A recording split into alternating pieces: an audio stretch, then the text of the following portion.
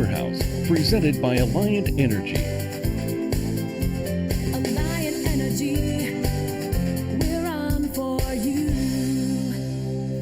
We all know that a little preventative maintenance on your car can help increase its performance and its lifespan. Well, the same is true for appliances around your home. A little bit of work can go a long way in helping you save energy. Keeping things clean and in good working condition like your furnace, air conditioner, and refrigerator takes little time and will save you money. It does. Well, we got a lot to do, so what do you say we get started? Sounds good. Let's start in the kitchen. Do you have $1 I can borrow? Yeah. Good. Thank you. The biggest energy thief in your kitchen is your refrigerator, but there are a few easy things you can do to make sure it's not stealing your money. And speaking of money, we can use this dollar bill for an important test. The seal on your refrigerator should be tight so the cold air inside doesn't leak out. Now simply take the dollar bill and place it between the door seals. Then pull it out. There should be some resistance. Now the gaskets on this refrigerator may be a little bit worn. If you can pull it out easily without resistance, it's time to replace your gaskets. You can find these gaskets at any appliance dealer or home centers. And Megan, here's your $1 back. Thanks. Hey, listen to that. You hear that drip, drip, drip? I do.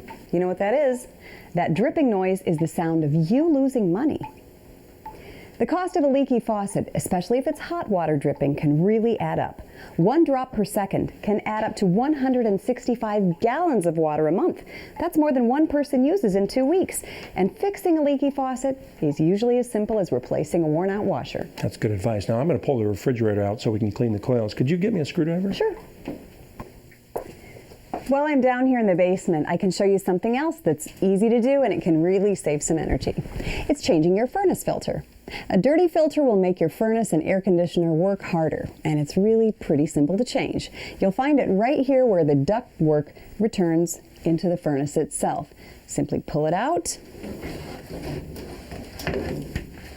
There's a dirty one. Ugh. And slip in a new one. Now as you put it in, make sure that it's going in the right direction. You see this arrow right here? This indicates the airflow. You want to make sure that you get the right size, and you can find these at any home store or hardware store, and they're relatively inexpensive. Now, you can also spend a little more money and get a reusable filter, but you just need to remember to clean it. And don't forget, it's a good idea to have a professional come in and tune up your heating system in the fall, too. They'll check your thermostat, tighten electrical connections, they'll inspect and lubricate the parts, and they'll make sure that the control system is working properly. You know, some energy companies also offer rebates for annual tune-ups, so be sure to check with your energy provider. All right, now we need to get the screwdriver, and I'm going to grab the vacuum for Pete, too.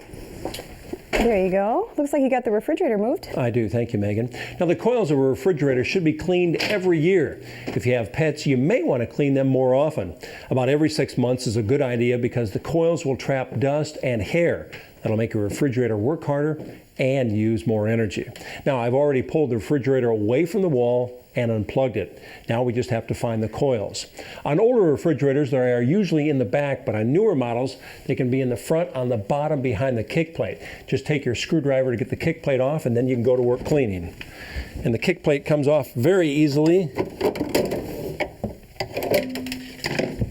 And we can go to work cleaning.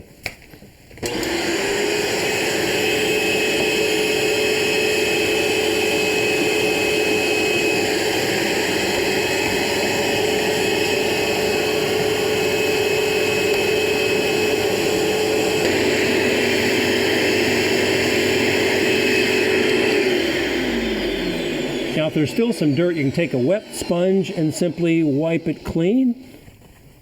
Okay, and then we can put the kick plate back on, snap it in, and plug it in. All right, looks good. You know what, Pete? It's important to remind people that the refrigerator uses about 9% of your home's energy. That's right, Megan. Now, we have a few more things that we can do to save more energy as well. I'll put the refrigerator back and let you head over those registers. All right. This is one of the most easy things you can do. Your registers and your vents let the warm and cool air into the different rooms of your home. You should periodically make sure that the furniture and draperies haven't blocked the airflow. Allowing for good airflow will help keep your room temperature at a comfortable level. You should also vacuum these out periodically make sure that they don't collect a lot of dust. Here, Megan, I have your coat. Let's go take a look at the air conditioner. All right. Many times your air conditioner is the last thing on your mind to keep clean, but as we get near the end of the season, now is the perfect time to do some cleaning. The first thing you need to remember is safety. Unplug or flip the breaker so that there's no power to the unit, which Pete is doing now. Now, most homes have the breaker inside, but this unit is outside.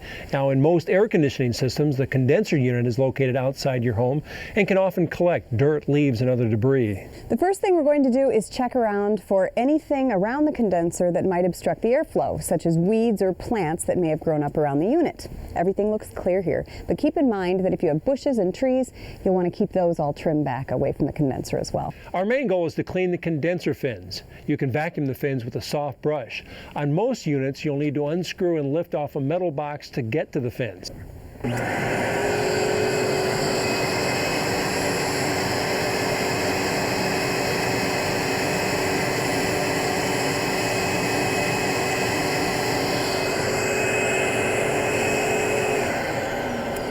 Now, obviously you want to do that all the way around. And our next step is to unscrew the fan, which we've done already. You won't be able to completely remove it because of the wiring that connects it to the unit, but this is going to help you vacuum out any debris that might be inside. You can see there's some leaves in there. So we would vacuum all that as well as the blades of the fan. You can also use a hose to wash off the fins if you like. Direct the spray from the inside out and then reinstall the fan. Now, this should be done about once a year. If you use a hose to wash off the unit, be sure to leave the air conditioner turned off for 24 to 48 hours afterwards. And if you don't feel comfortable doing the cleaning yourself, you can always call a professional who will also check the electrical parts and the coolant levels. That's a great point. Let's go back inside because I just thought of one more thing that could save a lot of money on this energy bill. I bet you know what you're thinking. Programmable thermostat. You are right. These thermostats can be pre-programmed so that the temperature settings change automatically. You don't need to remember to change the thermostat every time you leave the house or when you go to bed at night. When programming your thermostat, there are a few things you should keep in mind though. Keep the temperature warmer in the summer or cooler in the winter for long periods of time, at least 8 hours, when no one is at home and through the night after you go to sleep. If you change the temperature by just 10 degrees for 8 hours a day, you can save 10% on your energy bill. You know what, Pete, we have covered a lot today, but I know it's going to pay off on the next energy bill here. We still have more Powerhouse to come, so you stay with us.